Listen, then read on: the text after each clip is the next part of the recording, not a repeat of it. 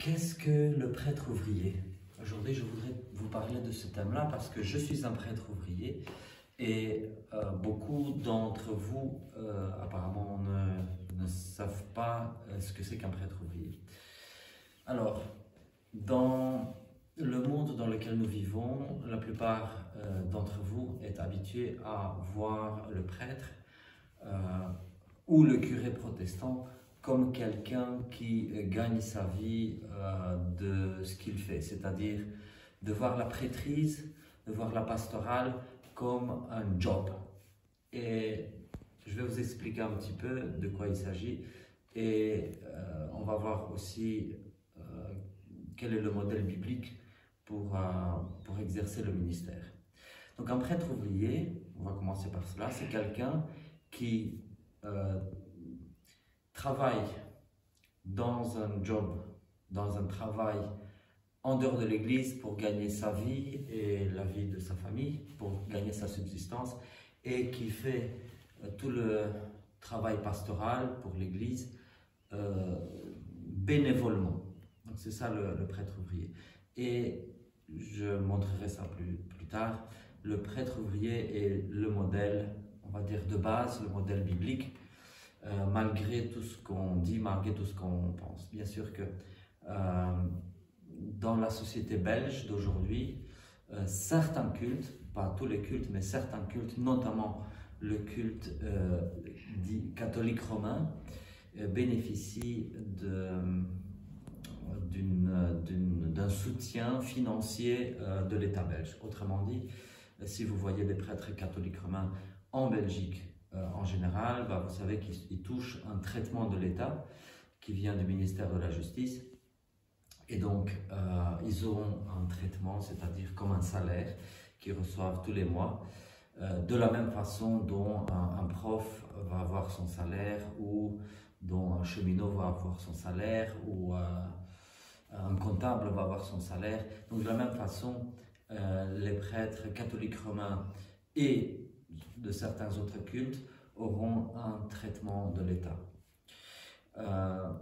Mais le prêtre ouvrier, lui, ne reçoit pas de salaire de l'Église, il ne reçoit pas de salaire de l'État.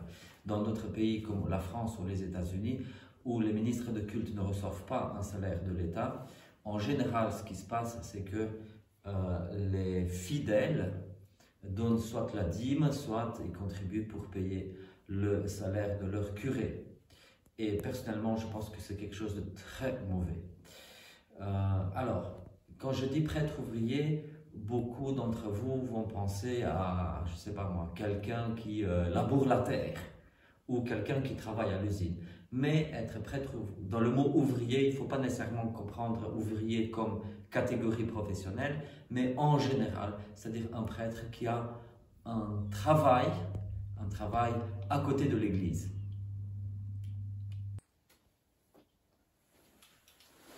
Un prêtre ouvrier peut travailler dans un bureau.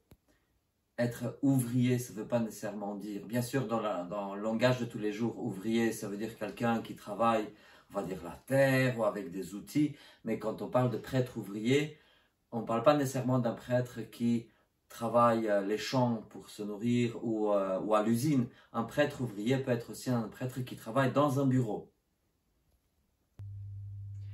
Alors, quel est le modèle traditionnel?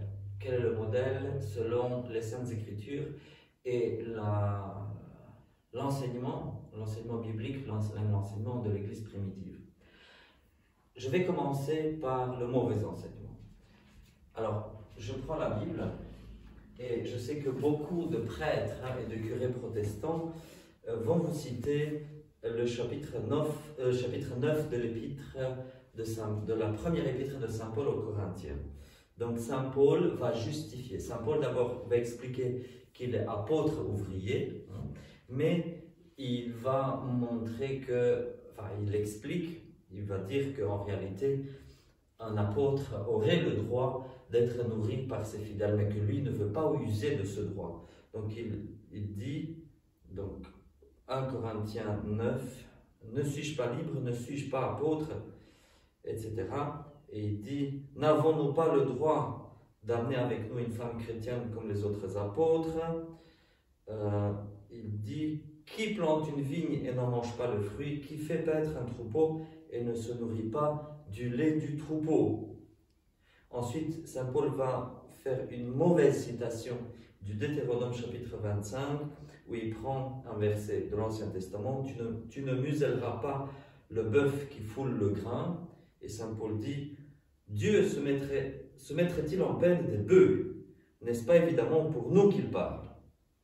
Et donc, en gros, il dit, voilà, si nous avons semé en vous les biens spirituels, est-ce chose extraordinaire que nous récoltions vos biens temporels? Et il finit par dire, cependant, nous n'avons pas usé de ce droit. Donc, en prenant ce passage de la première épître aux Corinthiens, qui cite Deutéronome 25, beaucoup de curés protestants et de prêtres des églises traditionnelles vont dire que nourrir le prêtre serait quelque chose de biblique.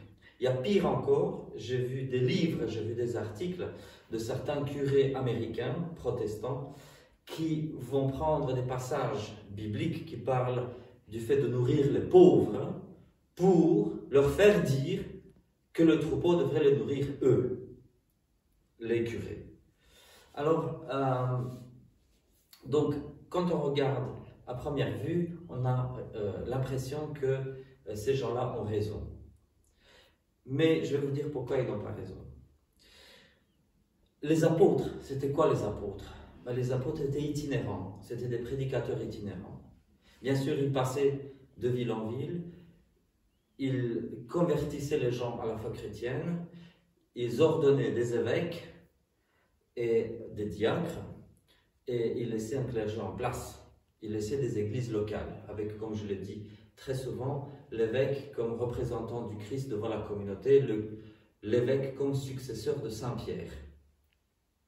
Mais si l'apôtre a le droit d'être secouru, on va dire, par les fidèles par où il passe, ce n'est pas la même chose pour l'évêque local ou les prêtres et les diacres qui seront mis en place. On n'a aucune trace, en réalité, aucune trace dans le Nouveau Testament et dans les pères apostoliques, c'est-à-dire la première génération de chrétiens qui ont été évangélisés par les apôtres, on n'a aucune trace du fait que l'évêque, les prêtres et les diacres, eux aussi, auraient ce droit d'être nourris par le troupeau.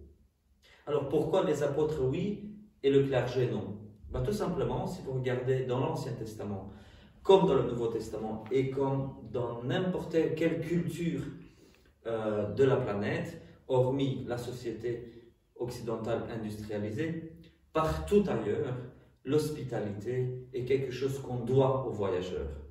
C'est-à-dire que, une chose que j'ai moi-même vécue dans l'Europe centrale, j'étais en voyage quelque part, le bus est tombé en panne et des inconnus se sont proposés de me loger jusqu'au lendemain où un autre bus est passé. Et partout dans la société ancienne ou contemporaine, ailleurs que dans la société occidentale, on va offrir le gîte et le couvert aux voyageurs qui sont de passage. Donc si les apôtres ils sont des voyageurs de passage, les apôtres. Donc en tant que tels, ils méritent le gîte et le couvert comme n'importe quels autres ouvriers, chrétiens ou pas, juste parce que n'importe quel voyageur, juste parce que ce sont des voyageurs. Et en tant que voyageurs, ils bénéficient de ce droit humain, non écrit dans les lois, de l'hospitalité. Ils bénéficient de cela.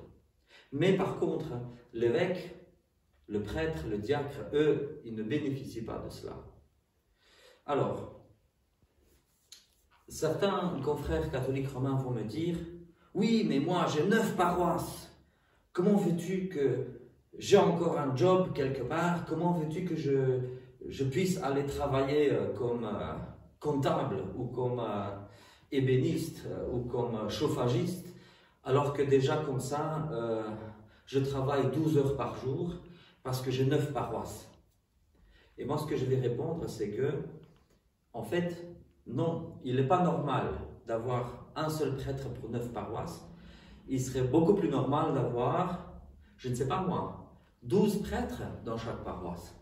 S'il y avait ne fût-ce que 5 prêtres, ne fût-ce que 5 prêtres dans une paroisse moyenne, 5 prêtres, 5 diacres, 5 sous-diacres,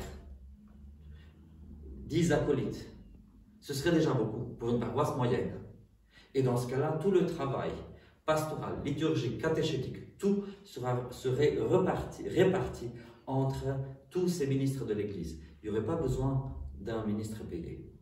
Bon, certains vont me dire, oui, mais même dans ce contexte comme celui-là, on aurait besoin d'une secrétaire paroissiale qui, elle, serait payée par la paroisse. Et à nouveau, je dis, ben oui et non, parce que le plus correct serait d'avoir plusieurs bénévoles, avoir un coordinateur des bénévoles, avoir plusieurs bénévoles qui s'occupent aussi du secrétariat. Ça pourrait être aussi des sous-diacres et des diacres qui feraient ça. Donc, il n'y a pas de justification pour la prêtrise payée par l'État. Je pense que c'est une chose très mauvaise, même pour les prêtres catholiques romains ici en Belgique, et pour les curés protestants des cultes et les rabbins qui sont payés par le ministère de la Justice. Je trouve que c'est très mauvais, parce que les pratiquants dans ce pays, nous sommes très peu nombreux. Et je ne trouve pas juste que la majorité de la population qui est athée, ou qui se dit athée, qui est agnostique, qui est non croyante, cette masse de population, il n'est pas normal que cette masse de population finance les salaires des ministres de culte. Voilà. Et je pense que j'ai un peu couvert ce sujet du prêtre ouvrier. Donc je suis prêtre ouvrier, j'ai une vocation, oh oui, j'ai une dernière chose à dire après, j'ai une vocation qui est la vocation à la prêtrise. Bien sûr, j'ai d'autres vocations, j'ai une vocation maritale, je suis un homme marié, j'ai une vocation parentale, je suis papa. Mais ici, avant tout, dans l'Église, j'ai une vocation de prêtre. Et alors, si j'ai une vocation de prêtre, je fais cela par vocation, sans être payé pour cela. À côté de cela, j'ai un boulot que j'adore, que je kiffe grave, mais ce n'est pas une vocation. Et ce boulot me paye mon salaire. Et c'est de ce salaire-là que vit ma famille. Mais alors, parlons de vocation. Certains, de malheureuses mémoires, vont confondre vocation et job. Vous trouverez même un livre qui s'appelle Bivocationnel. Et quand vous lisez ce livre, l'auteur dit que, en gros, le prêtre ouvrier a 2 vocations. C'est juste parce que cette personne-là qui écrit ce livre-là ne comprend pas que la vocation est tout autre chose qu'un job. Peut-être même que cette personne-là n'a jamais senti, n'a jamais écouté, n'a jamais entendu l'appel de Dieu. Et du coup, il confond vocation et job. Le travail que je fais en dehors de l'église, comme je dis, je le kiffe grave. Je suis à fond dedans. Mais ce n'est pas une vocation. Dieu ne m'a pas appelé à faire ce que je fais. Il n'y a pas besoin de don spécial pour faire le boulot que je fais en dehors de l'église. Mais qu'est-ce que c'est qu'une vocation? Une vocation, il y a effectivement, dans l'église, il y a des vocations. Des gens qui ont la vocation pour la prêtrise, pour l'épiscopat, pour le diaconat, même des vocations pour les charismes, être sous-diacre, être chantre, être exorciste, être acolyte, etc., etc., etc. Des dons de l'Esprit Saint, que l'Esprit Saint donne directement à la personne, et l'évêque ne doit même pas imposer les mains sur la personne en question, parce que le don lui vient directement de l'Esprit Saint. L'évêque doit uniquement acter le fait que cette personne-là met les charismes qu'elle ou il a reçus au service de l'Église. Ce sont des vocations. Également, être médecin est une vocation. Être enseignant, c'est une vocation. D'ailleurs, certains, en parlant de l'enseignement, disent une vocation comme un sacerdoce. Telle institutrice, on dirait un sacerdoce qu'elle a. Parce que être enseignant, c'est aussi une vocation. Mais faire des abonnements téléphoniques n'est pas une vocation. Fouler le grain n'est pas une vocation. Cultiver des légumes, ce n'est pas une vocation. N'en déplaise à ceux qui font cela pour vivre. Je les comprends, ils peuvent avoir des dons de Dieu, mais ce ne sont pas des vocations à proprement parler. Une vocation, c'est un appel de Dieu. Quelqu'un qui a une très belle voix aussi, c'est une vocation, c'est un don de Dieu. Mais, par exemple, creuser des piscines, ce n'est pas une vocation, même s'il faut des muscles pour cela, mais ce n'est pas une vocation. Hein? Fabriquer du tissu et vendre de la marchandise, ce n'est pas une vocation. Donc, ne confondons pas vocation et ministère. Car les personnes qui vont vous parler de quelque chose de bivocationnel, c'est parce que malheureusement ces personnes-là voient la prêtrise comme un job. Et donc leur idée dans leur tête, c'est tu as deux jobs, même si l'un des deux est moins payé que l'autre, hein, ou pas payé du tout, tu fais quand même deux jobs. Mais non, la vocation pour l'église, pour l'autel, pour enseigner l'évangile est une chose, et le travail est une autre chose. Et des gens peuvent faire du bénévolat, des gens qui peuvent faire du bénévolat. Par exemple, il y a des associations caritatives où on vend, par exemple, des vêtements de seconde main. Il y a des gens qui vont comme bénévoles là-bas, mais ce n'est pas une vocation non plus. Même si ce n'est pas payé, ça n'en fait pas une vocation. Donc voilà, être prêtre ouvrier, c'est d'avoir une vocation pour la prêtrise et en même temps exercer un boulot profane pour pouvoir vivre dans ce monde.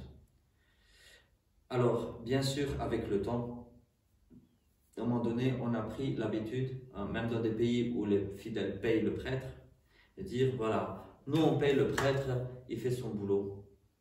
Et c'est très mauvais. Une chose qui a malheureusement aidé à proliférer cette mauvaise conception, c'est l'idée de choisir son curé de l'extérieur, comme si on embauche une personne de l'extérieur. Hein, il y a parfois une paroisse qui va dire on a besoin de nouveaux curés. Et au lieu d'élire quelqu'un de la paroisse, quelqu'un qui est là depuis 5 ans, depuis 20 ans, depuis 40 ans, au lieu d'élire quelqu'un qui est déjà dans la paroisse, on va embaucher une personne de l'extérieur, de la même façon dont, je ne sais pas moi, dans une boutique, on va embaucher une personne qui n'a pas grandi dans la boutique. Mais, à nouveau, en faisant cela, on va placer une personne dans une carrière, une personne qui va voir la paroisse comme un job, et non pas un berger qui a grandi avec le troupeau et qui prend soin du troupeau, sans vouloir se nourrir du troupeau. Donc, nous avons besoin de prêtres, mais les prêtres doivent être des gens qui sont déjà au milieu du troupeau et qui vont prendre soin du troupeau, parce qu'ils vont devenir bergers, non pas au-dessus du troupeau, mais à l'intérieur du troupeau. Et comme ça, ils vont pouvoir conduire ce troupeau vers le royaume de Dieu.